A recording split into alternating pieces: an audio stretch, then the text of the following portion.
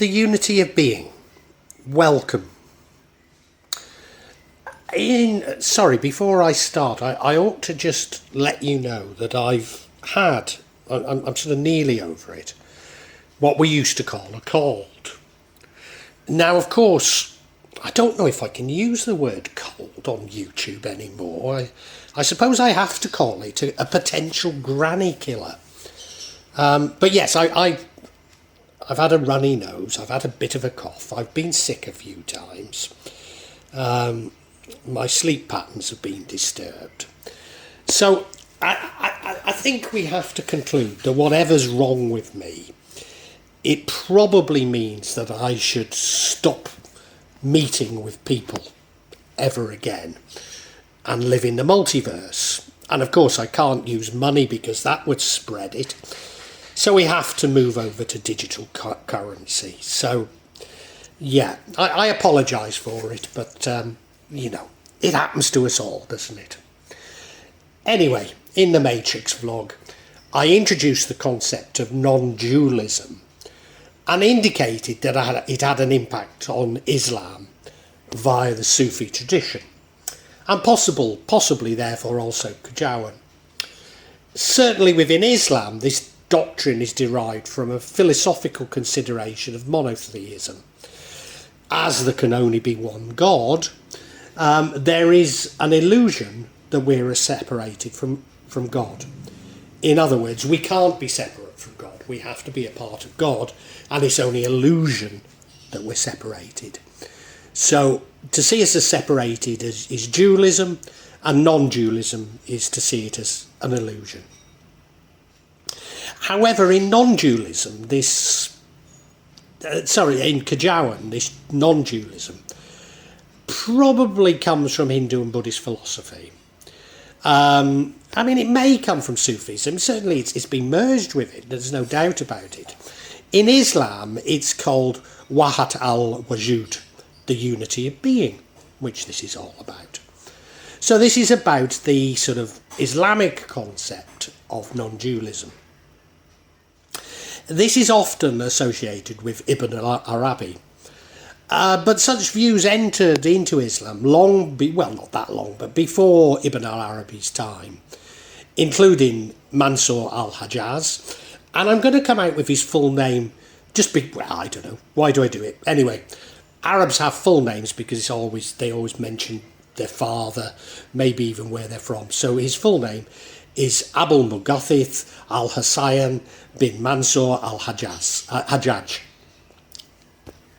And the other person I'd like to single out is Bazid Bistami, Abu Yazid Tafor bin Isa bin Sahasu al-Bistami.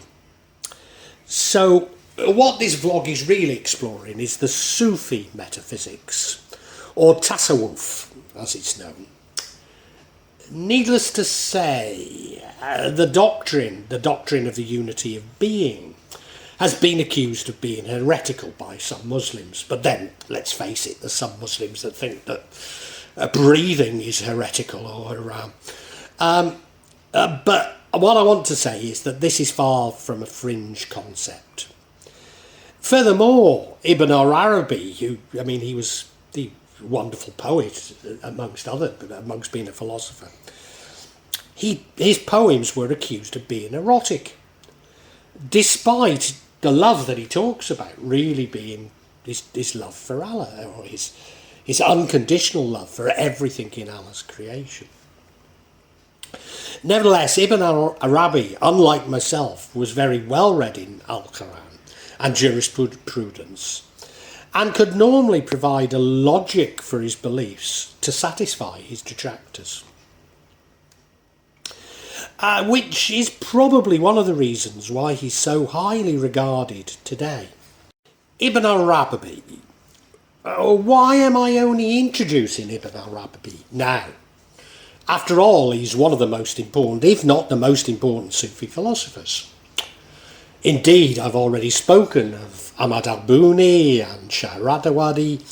So why am I only coming round to Ibn al-Arabi now? Well, Ibn Arabi is really at the apex of Sufi philosophy. And to those who are clinging on to a materialist logic, is somewhat impenetrable. So rather like Kajawan veils, it's easier to grasp magic and the light of God before tackling complex issues that Ibn Arabi does. And certainly to understand what he's saying does require a level of mental gymnastics. Ibn Arabi, and I've talked of long names, but wait for this one. Muhammad al-Din Abu Ad Allah, Muhammad ibn al-Ab ibn Muhammad ibn al-Arabi, al-Hatimi, al-Tajalli, al-Andalusiya, al-Mursi, al-Dimashi. Lived from 1165 to 1240. And, you know, if all those names weren't enough, he has some aliases. Al-Qarashari and Sultan al-Arafim. Now, he was an Arab Andalusian Muslim scholar, a mystic, a poet, a philosopher. And, I mean, you cannot underestimate his influence within Islamic thought. If you hadn't already guessed, he was born in Spain, in Murcia, in Al-Andalus, to a wealthy family of Arabian origins. But he went on to travel extensively in North Africa and the Middle East, learning from Islamic masters, visiting the graves of saints. And Ibn Arabi expressed that through self-manifestation, one acquires divine knowledge. He suggests that the perfect human is of the cosmos to the divine and conveys the divine spirit to the cosmos. So he is both of the cosmos and is the cosmos. So this was knowledge acquired through experience rather than through logic.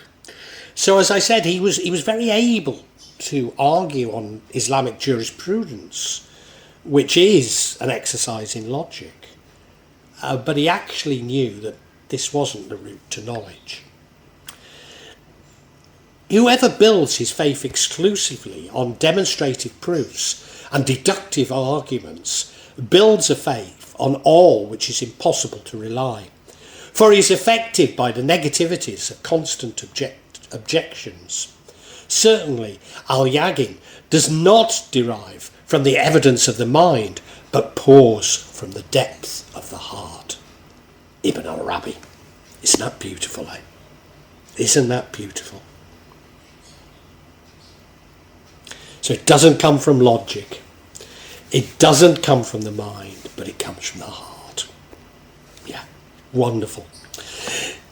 He is one of the most inventive and prolific writers of the Islamic tradition, with a very large number of books and treatises attributed to him, often not always correctly. Although he did write while he was still in Al-Andalus, the majority of his writing date from when he was living in Mecca, Anatolia and Damascus. His best known book is entitled al-Futuhat, al-Makkiyya, the Meccan victories or illuminations, which begins with a statement of doctrine or belief. His writings are broadly concerned with divine reality and a human's experience of it. It can be said that the ideas he communicates do not allow themselves to be reduced to a system, i.e. you can't look at them logically. And in this sense, there is no one definitive way to pick out the themes that run through his works, which makes it so difficult to pin him down. His works were intended to be read by Christians and Muslims alike, especially his poetry, and indeed do influence Christian theology and Dante's Divine Comedy. In fact, because at a metaphysical level, he argued that Muhammad and Jesus were one, some Christians accuse him of being a closet Christian. Hey, what's a closet Christian, you ask? But he's simply repeating that within Sufism, all paths can lead to an inner understanding. And if that wasn't enough, the Victorians also attempted to claim that he was a theosophist. In the philosophical metaphor of the mirror, Ibn Arabi compares an object being reflected in countless mirrors to a relationship between God and his creation. God's essence is seen in the human being, as God is an object and the human being in the mirrors. Meaning two things: that since humans are mere reflection of God, there can be no distinction or separation between the two, but also without God they would not exist. When an individual understands that there's no separation between the human and God, they begin on a path of ultimate oneness. The one who decides to walk in this oneness pursues the true reality and responds to God's longing to be known. The search within for this is reality of oneness causes one to be reunited with God, as well improves self-consciousness. Indeed, he seems to have a concept of God's creation being conscious, or all of God's creation being conscious, views that I've already expressed. And he says God sleeps in the rock, dreams in the plant, stares in the animal, and awakens in the man. So, as you know, I've said that all of God's creation has consciousness, but it's of different levels. This seems to suggest the same, doesn't it? The perfect human, through this developed self-consciousness and self-realisation, prompts divine self-manifestation. This causes the perfect human to be of both divine and earthly origin. God's presence can be realised through him by others. So we can realise God's presence in people, in other people. Very interesting, isn't it? Very interesting. Yeah. Wujud. Al-Haq addresses himself to popular audiences, encourages them to find God inside their own souls, which earned him the title of Carder of the Innermost Souls, Halaj al-Asar. I saw my Lord with the eye of my heart. I asked, who are you? He replied, you. Lovely, isn't it? Yeah, I love this Sufi poetry, I really do. Ibn al-Arabi's doctrine of Wahdat al-Wujud focuses on the esoteric, what we call the Batin, reality of creation, instead of the exoteric, the Zahir dimensions of reality. He therefore interprets the Wujud is one and unique reality, from which all realities are derived. The external world of sensible objects is but a fleeting shadow of the real, al-Haq, God. God alone is the all-embracing and eternal reality. What exists, or what we believe exists, is the shadow, the tajalli of the real, and is not independent of God.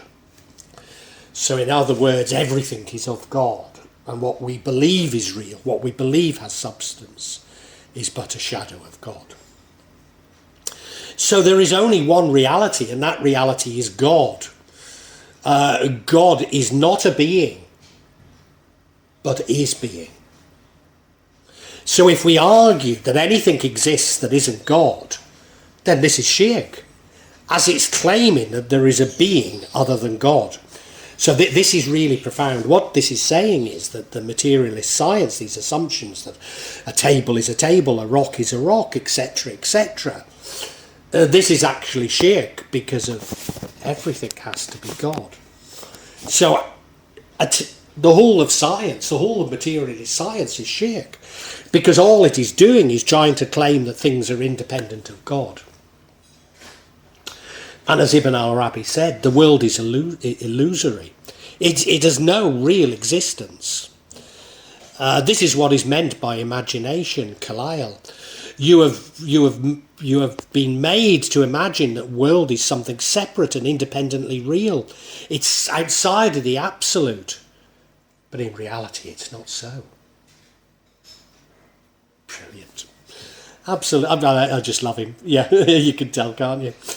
That we have an existence within the physical world is an illusion, as it's separated from God. Therefore, our reason for being is to find a oneness with God, which I've said so many times, haven't I? What are we therefore? What are we? What are humans? If anything is other than God is an illusion, we ourselves are an illusion. So we can question if something is Wujud, being or existence or Mahaya, essence. But our existence is God, our existence is God, and our essence is not God. Put simply, God cannot be defined, but is within us, but is not us. This is the issue. This is the issue. Why the other Wali Songa killed Sunan Satija? Because he claimed that God was within us, and they agreed with him. But they knew that it was too dangerous for people who'd not suppressed their ego to know this. And of course, this is at the very, very heart of the Kajawan belief system. And in the Bezels of Wisdom, Ibn Arabi wrote, you know the universe according to the mount, you know the shadows, and you're ignorant of the real according to what you do not know of the person on which that shadow depends. Inasmuch as he has a shadow, he is known. Inasmuch as one of the ignorant of what is the essence of the shadow of the form which projects the shadow, he is ignorant of Allah. For that reason, we can say that Allah is known to us from one aspect and not known to us from the other aspect. So God created the world to be known, for God to experience himself through something other than God. In other words, God has created this world, or what we see as this world.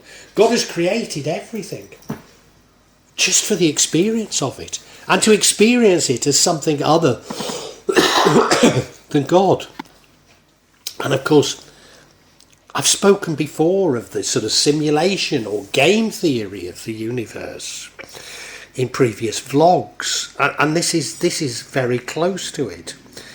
That what we think of as reality and the world and the universe is God having a game, having a joke, if you like.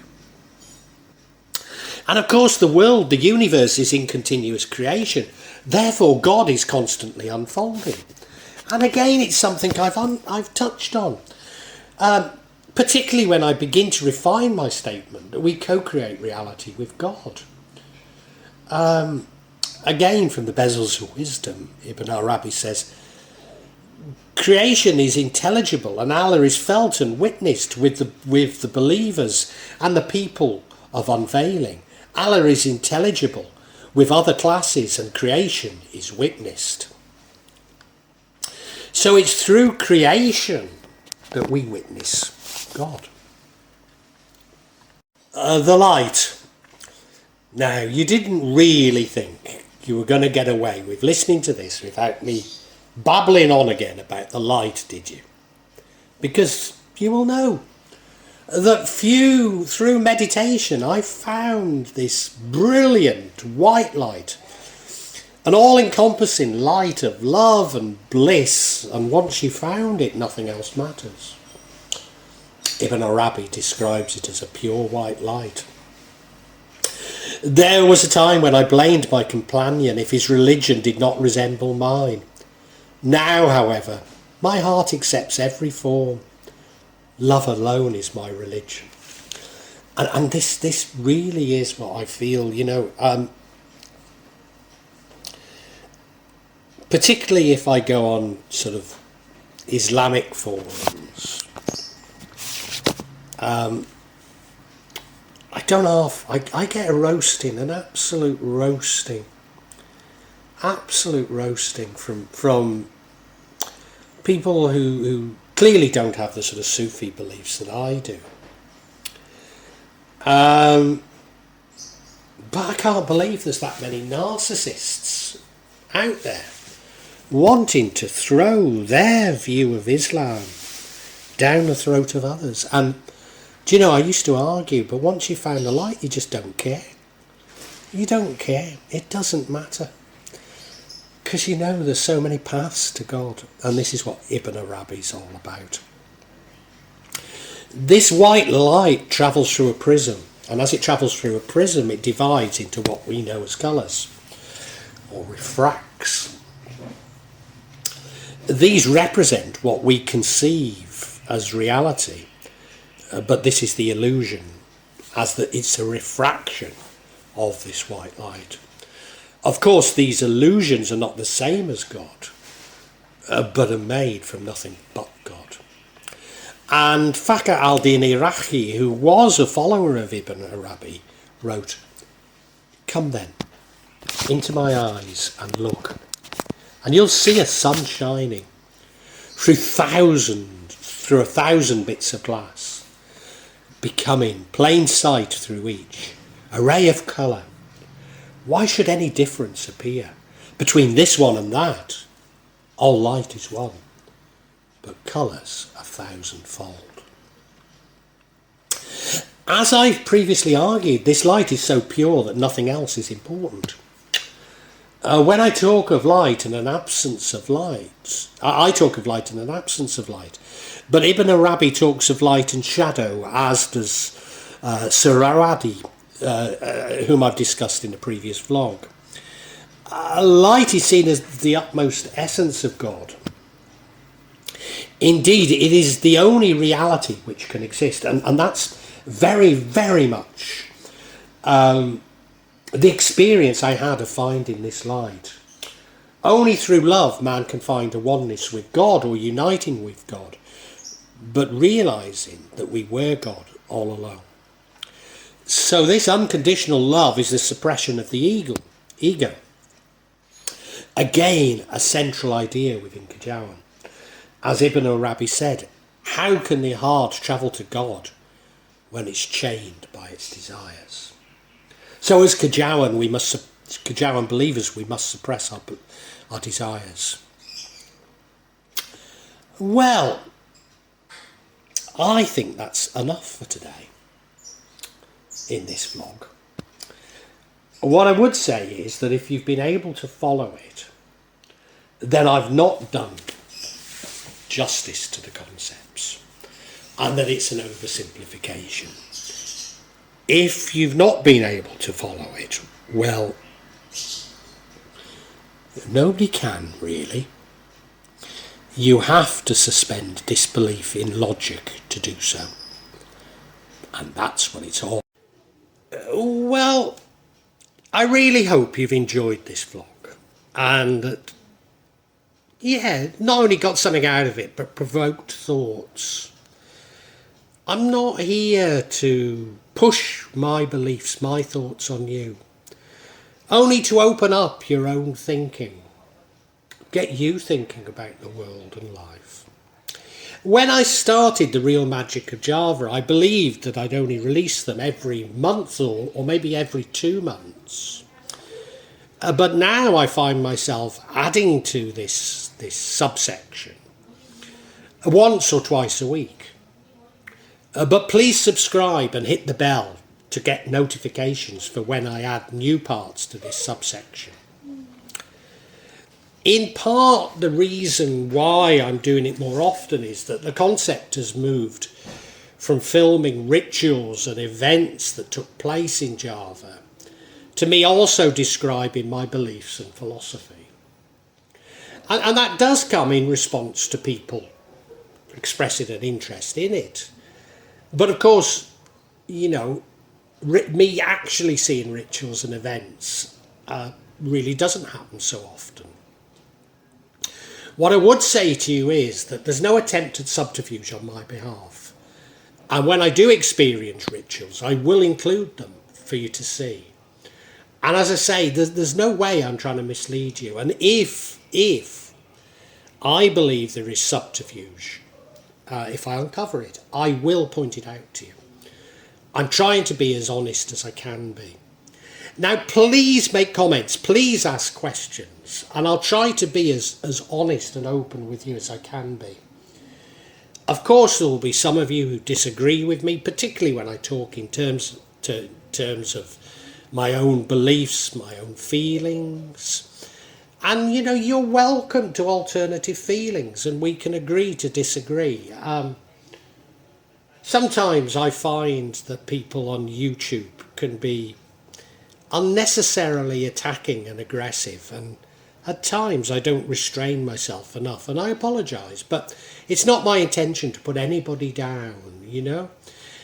I know what I talk about can be emotive, and it can be challenging to your beliefs. But, you know, I'd love to enter an open discussion, a heartfelt discussion.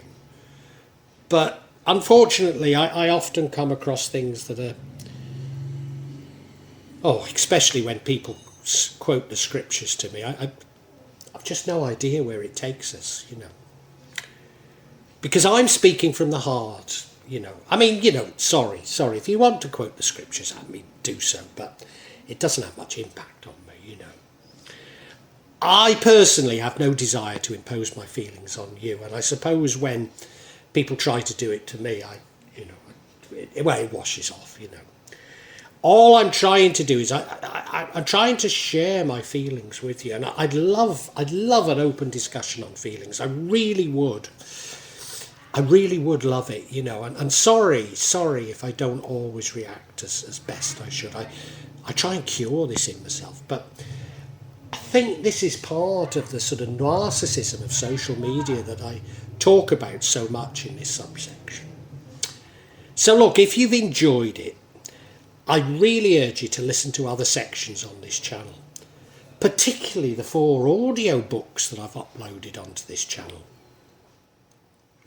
Yes, they are in a novel format. They are novels, but they go into much greater depth than my thoughts and feelings. Now, what I would say to you is these are sequential. So my thoughts and feelings develop as we go through each chapter and each book.